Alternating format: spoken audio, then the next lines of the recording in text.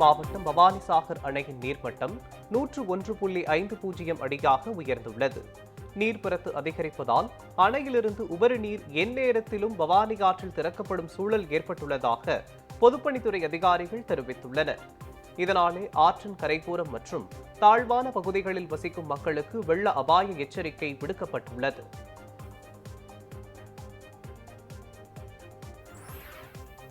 தூத்துக்குடி மாவட்டம் அகப்பைக்குளம் பகுதியைச் சேர்ந்த கண்ணன் குடும்பம் கடந்த 3 ஆண்டுகளாக இடிந்த வீட்டில் மின் இணைப்பு இல்லாமல் வறுமையில் வசித்து வந்த நிலையில் அவர்களுக்கு புது வீடு கட்டி கொடுக்கப்பட்டுள்ளது.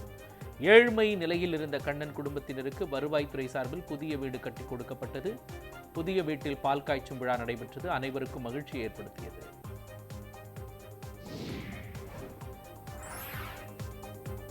கன்னியாகுமரி மாவட்ட பாஜக நிர்வாகி எம்.ஆர். காந்தி மீது கடந்த 2013 நடைபெற்ற கொலை முயற்சி வழக்கில் தொடர்புடைய சையது அலி நவாஸ் போலீஸ் பாதுகாப்புடன் நாகர்கோவில் மாவட்ட முதன்மை நீதிமன்றத்தில் ஆஜர்படுத்தப்பட்டார். இவ்வழக்கை விசாரித்த நீதிபதி செப்டம்பர் 10ஆம் தேதிக்கு ஒத்திவைத்தனர்.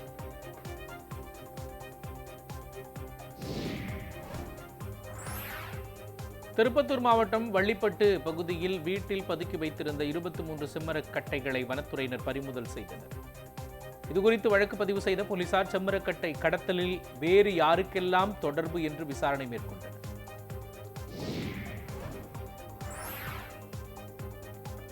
புதுக்கோட்டை மாவட்டம் செல்லுக்குடியில் உள்ள பிரசித்தி பெற்ற வீரலட்சுமி அம்மன் கோவிலில் ஆடி திருவிழா வெகு விமர்சையாக கொண்டாடப்பட்டது.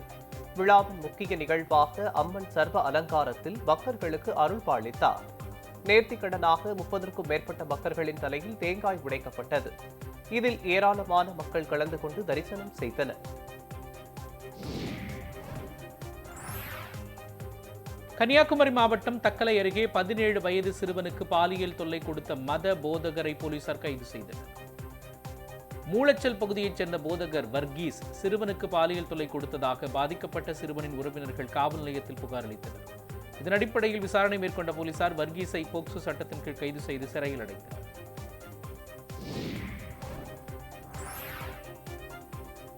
சென்னை ஆவடியில் உள்ள மழைநீர் கால்வாய் முழுவதும் குப்பைகள் தேங்கியுள்ளதாக அப்பகுதி மக்கள் வேதனை தெரிவிக்கின்றனர்.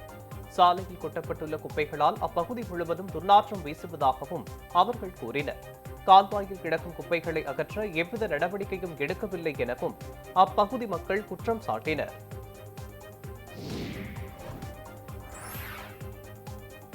புதுக்கோட்டையில் வீட்டின் பூட்டை உடைத்து 160 பவுண்ட் தங்க நகைகள் மற்றும் 3 லட்சம் ரூபாய் பணத்தை கொள்ளையடித்து வீட்டிற்குள் மிளகாய் பொடியை தூவிவிட்டு சென்ற சம்பவம் அப்பகுதியில் பரபரப்பை ஏற்படுத்தியுள்ளது. இதுகுறித்து காவல்துறையினர் வழக்கு பதிவு செய்து விசாரணை மேற்கொண்டு வருகின்றனர்.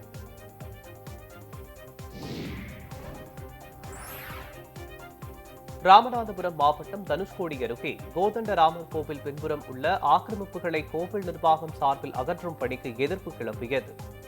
இது தொடர்பாக 100க்கும் மேற்பட்டோர் ராமேஸ்வரம் மதுரை தேசிய நெடுஞ்சாலையில் போராட்டத்தில் ஈடுபட்டதால் போக்குவரத்து பாதிக்கப்பட்டது.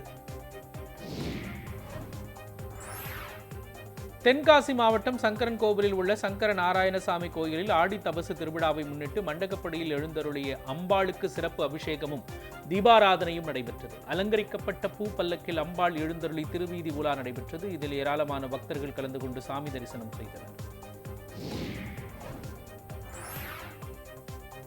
காஞ்சிபுரம் ஆலடி பிள்ளையார் தோப்பு தெருவில் ஆகாய கன்னியம்மன் கோவிலில் அம்மனுக்கு பாலாபிஷேகம் செய்தனர். முன்னதாக பெண்கள் 108 பால்குடங்களுடன் ஊர்வலமாக சென்று கன்னியம்மன் கோவிலை அடைந்தனர். இதைத் தொடர்ந்து ஆகாய கன்னியம்மனுக்கு பாலாபிஷேகம் நடைபெற்றது. இதில் ஏராளமானோர் கலந்து கொண்டு சுவாமி தரிசனம் செய்தனர்.